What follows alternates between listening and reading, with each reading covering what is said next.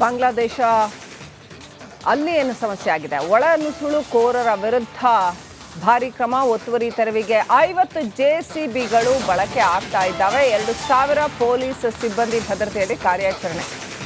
ನೋಡಿ, ಒಂದ್ರ ಜೊತೆ 11 ಎಲ್ಲ ಸೇರಿಸಿ ಭಾರತ ಚೊಕ್ಕ ಮಾಡ್ತಾ ಇದೆ. ಬಾಂಗ್ಲಾದೇಶದಿಂದ ಏನು ಒಳನುಸುಳುಕೋರರಿದ್ದಾರೆ ಇದನ್ನು ಕೂಡ ತೆರವು ಮಾಡುವಂಥ ಕೆಲಸ ನಡೀತಾ ಇದೆ. ಬರೋಬ್ಬರಿ 1,10,000 ಚದರ ಅಡಿಯ ಕೆರೆಯನ್ನು ಒತ್ತುವರಿ ಮಾಡಿಕೊಂಡಿದ್ದಂಥದ್ದು ಕೂಡ ನಡೆದಿತ್ತು.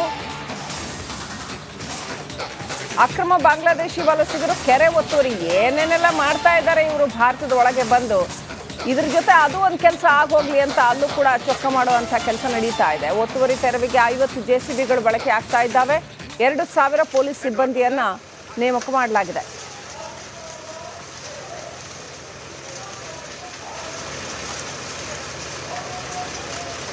ದೇಶದ ಹೊರಗೆ ಒಂದು ಬಹುದೊಡ್ಡ ಯುದ್ಧವಾದರೆ ಈ ರೀತಿ ದೇಶದ ಒಳಗೆ ಅಕ್ರಮ ವಲಸಿಗರು ಯಾರಿದ್ದಾರೆ ಅವರನ್ನು ಚೊಕ್ಕ ಮಾಡುವಂತಹ, ಕ್ಲೀನ್ ಮಾಡುವಂತಹ ಒಂದು ಬಹುದೊಡ್ಡ ಕ್ಲೆನ್ಸಿಂಗ್ ಕೆಲಸ ಆಗಬೇಕಾಗಿದೆ. ಕಸ ಗುಡಿಸುವ ಕೆಲಸ, ಸ್ವಚ್ಛ ಭಾರತ ಅಭಿಯಾನ ಆಗಬೇಕಾಗಿದೆ. ಹುಡುಕಿ ಅವರನ್ನು ಕೂಡ ವಾಪಸ್ ಕಳಿಸ್ತಾ ಇದೆ ಭಾರತ. ಇದೇ ಸಮಯ ಅಂತ ನೋಡಿ, ಸಮಯ ಸರಿಯಾಗಿದೆ ಅಂತ ಹುಡುಕಿ ಅವರನ್ನು ಕೂಡ ವಾಪಸ್ ಕಳಿಸಲಾಗ್ತಾ ಇದೆ. ಒಳಗೆ ಬಂದಿದ್ದಲ್ಲದೆ ಸ್ಲಮ್ಗಳಲ್ಲಿ 1,00,000 ಚದರ ಅಡಿಯ ಇಡೀ ಕೆರೆಯನ್ನ ಸ್ಲಮ್ ಮಾಡಿ ಇಟ್ಕೊಂಡಿದ್ದಾರೆ ಅವರು ಅಲ್ಲಿ ಆಕ್ರಮಿಸ್ಕೊಂಡು. ಕೆರೆಯಲ್ಲಿ ಇವರು ಹಟ್ಟುಗಳನ್ನ ನಿರ್ಮಾಣ ಮಾಡಿ ಸ್ಲಮ್ ಮಾಡಿ ಇಟ್ಕೊಂಡಿದ್ದ. ಅದನ್ನ ಕ್ಲೀನ್ ಆಗಿ ಭಾರತ ತೆರವು ಮಾಡ್ತಾ ಇದೆ.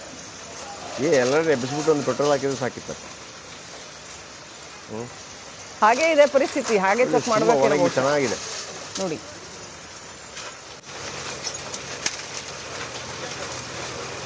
ಅಂದ್ರೆ ಒಂದೊಂದ್ರೆ ಇದು ಇಷ್ಟು ಇವ್ರು ಬಂದು ಹಟ್ ಹಾಕೊಂಡು ಕೂತ್ಕೊಳ್ಳೋವರೆಗೂ ಯಾಕೆ ಬಿಡುತ್ತೆ ಅಲ್ಲಿನ ಸ್ಥಳೀಯ ಸರ್ಕಾರಗಳು? ಎಚ್ಚರಿಕೆ ಇಲ್ಲ. ಓಟು ಬರುತ್ತೆ, ಅವತ್ತಿಂದ ತುಷ್ಟೀಕರಣ ಆಗಿದೆ ಇದೇ ಕಾರಣಕ್ಕೆ ಅಲ್ವೇ? ಕರೆಕ್ಟ್. ಓಕೆ, ಪ್ರಸಾರದ ದೃಶ್ಯಾವಳಿಗಳು.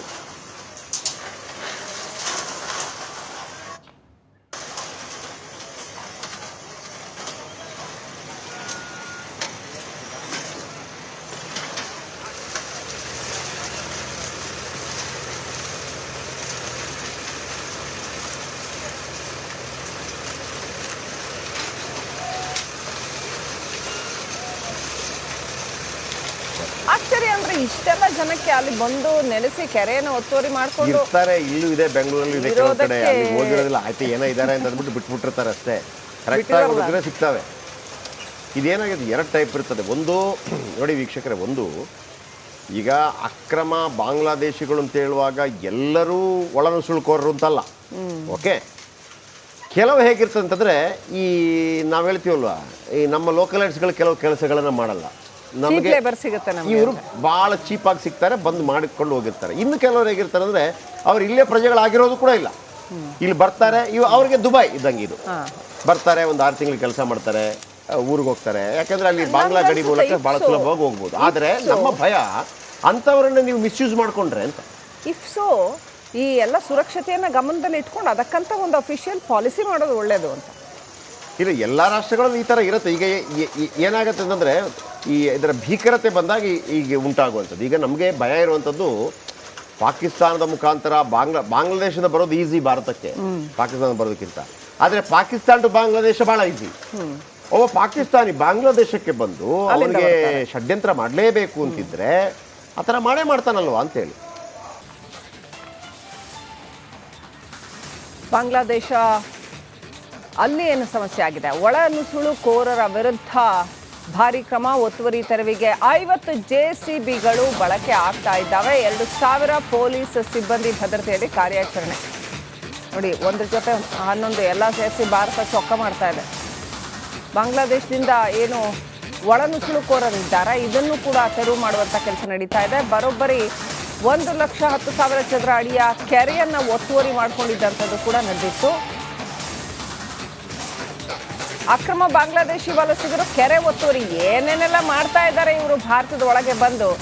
ಇದ್ರ ಜೊತೆ ಅದು ಒಂದು ಕೆಲಸ ಆಗೋಗ್ಲಿ ಅಂತ ಅಲ್ಲೂ ಕೂಡ ಚೊಕ್ಕ ಮಾಡುವಂಥ ಕೆಲಸ ನಡೀತಾ ಇದೆ. ಒತ್ತುವರಿ ತೆರವಿಗೆ 50 ಜೆಸಿಬಿಗಳು ಬಳಕೆ ಆಗ್ತಾ ಇದ್ದಾವೆ. 2,000 ಪೊಲೀಸ್ ಸಿಬ್ಬಂದಿಯನ್ನ ನೇಮಕ ಮಾಡಲಾಗಿದೆ.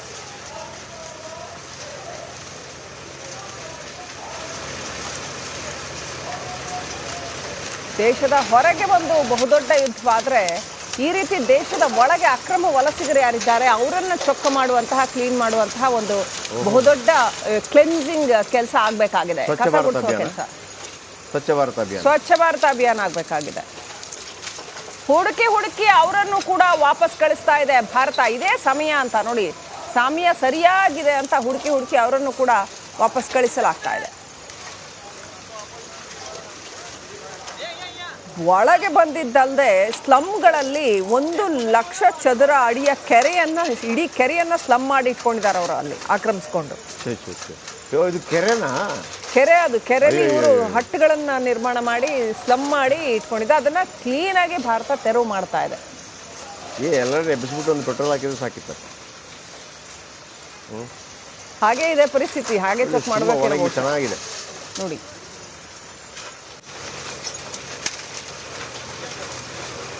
ಅಂದ್ರೆ ಒಂದೊಂದ್ರೆ ಇದು ಇಷ್ಟು ಇವ್ರು ಬಂದು ಹಟ್ ಹಾಕೊಂಡು ಕೂತ್ಕೊಳ್ಳೋವರೆಗೂ ಯಾಕೆ ಬಿಡುತ್ತೆ ಅಲ್ಲಿನ ಸ್ಥಳೀಯ ಸರ್ಕಾರಗಳು? ಎಚ್ಚರಿಕೆ ಇಲ್ವಾ? ಓಟು ಬರುತ್ತೆ. ಅವತ್ತಿಂದ ತುಷ್ಟೀಕರಣ ಆಗಿದೆ ಇದೇ ಕಾರಣಕ್ಕೆ ಅಲ್ವೇ? ಕರೆಕ್ಟ್. ಓಕೆ, ನೇರ ಪ್ರಸಾರದ ದೃಶ್ಯಾವಳಿಗಳು.